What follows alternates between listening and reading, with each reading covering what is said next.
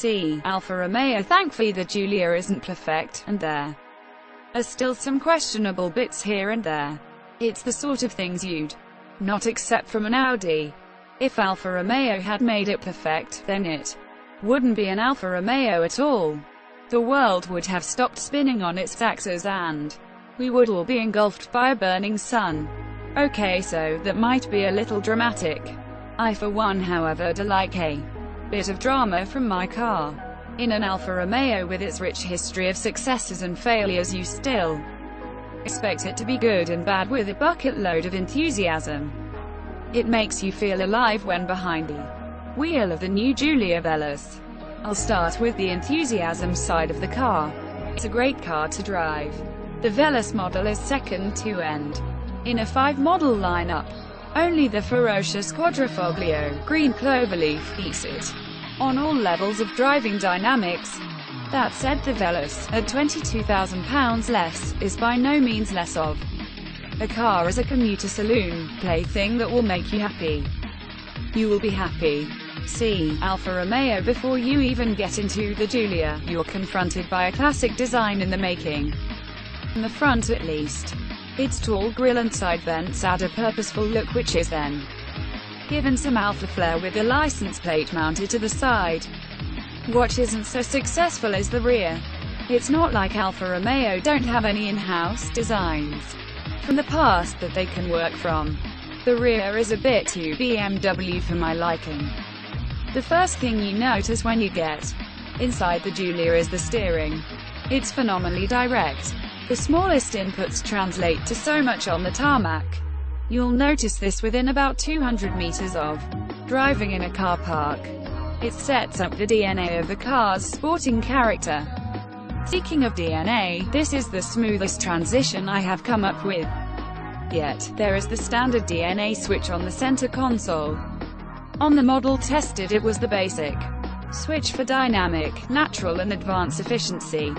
You can spec the car for Alfa's adaptive suspension setup too. As it is, I found it very engaging to use in motion. In basic terminology, it alters the parameter workings of throttle, steering and gearbox responses. In A, it is supposed to make it a little more fuel efficient. I'll put my hand up and say I didn't notice any difference on the readout, because I didn't try to get green credentials from my week with the Giulia. There simply wasn't enough time and I was having far too much fun. D and N where you will mostly keep it selected. In D, it really does make the throttle responses snap happy. This will frustrate you in its behavior while pondering life while stuck in city traffic. Switch the N and normality will ensue. The magic in this switch is that you can select its position when on the move and its responses are pretty much instant. See the opportunity, select it and grasp the enjoyment. Another return to form for the Giulia is being rear-wheel drive.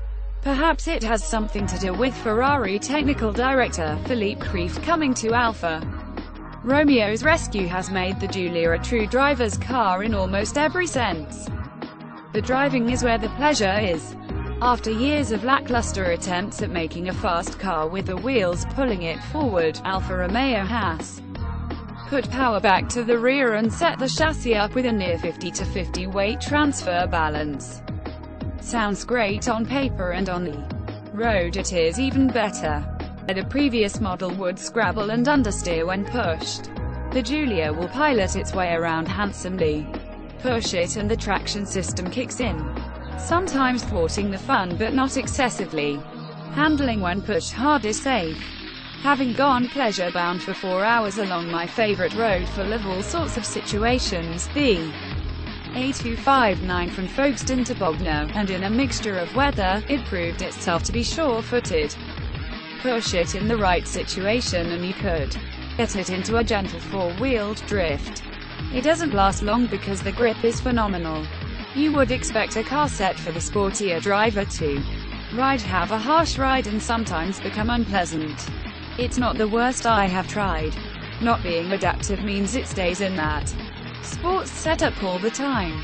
The only problem with this is it's too engaging and encourages you to Be a tad more naughty whenever you can get away with it. With all the goings on in how it rides, I almost forgot to talk about the engine. It's not a lusty Alfa Romeo V6 that you'll find in the Quadrifoglio. It's a 1995cc four-cylinder turbo unit. It makes 280 horsepower and will throw the Giulia down the road from 0 to 62 miles per hour in 5.7 seconds. The way it does it is with little fuss and no turbo lag anywhere within the rev range. The 8-speed automatic gearbox steeps up and down with minimal intrusion. It also has a subdued growl that is more vocal when switched to dynamic. In a time when gearshift pedals are getting smaller, Alfa Romeo has bucked the trend and given you two big cold metal shifters to play with. It all boils down to giving you more places to position your hands on the steering wheel to select the gears. The coldness of their metal construction is quite provocative in a way. Their shaped contours felt pleasant to the touch. It's just another sensual input that makes it feel like a driver's car. There are a few problems. Remember, this is an Alfa Romeo 4 car with aggressive yet civilized credentials in being all things on the road to man and beast. It has a slightly fluffy feeling brake pedal. It doesn't feel as responsive or as sharp as the rest of the car's snap-happy weighted inputs and temperament. Thankfully, they are more than capable of stopping the car quickly on all surfaces. It's not often you get to try a car on snow-covered tracks. The ABS stops you with minimal fuss. The fuel gauge in relation to how much is left never made any sense at all. I lost 140 miles in one 30-mile trip. The battery cover in the boot was poorly fitted, and Alfa has decided to redesign the wiper switch with a butterfly design on the stalk. Let's just say these are the eccentricities of Alfa Romeo and leave it there.